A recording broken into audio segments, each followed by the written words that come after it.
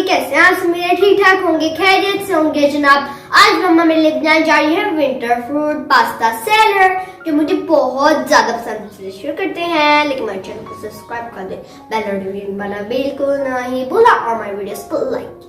तो चलिए शुरू करते हैं। विंटर फ्रूट पास्ता सैलेड बनाने के लिए मैंने 2 कप बॉयल मैक्रोनी ली है। यहाँ पे इसको थोड़ा सा नमक और ऑयल डाल के मैंने पानी में बॉयल कर लिया था। यहाँ पे कुछ ड्राई फ्रूट्स हैं जिसमें किशमिश है, बादाम है, काजू, पिस्ता और 3-4 खजूरें हैं कटी हुई।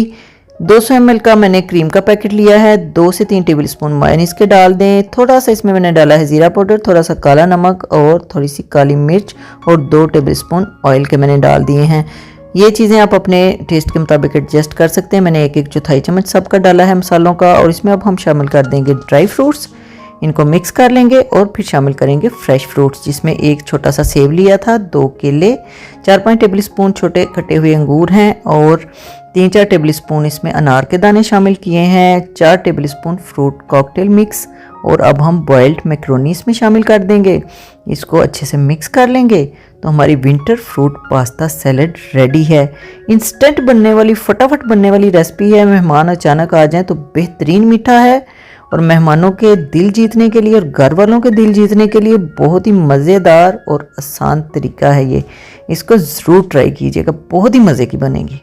विंटर फ्रूट पास्ता सैलेड बहुत यम्मी बना है, आप भी ट्राई करिएगा और कमेंट सेक्शन में जरूर बताइए आपका पास्ता कैसा बना। फिर मिलेंगे किसी नई रेसिपी के साथ। स्टे पॉजिटिव, अल्लाह हाफिज।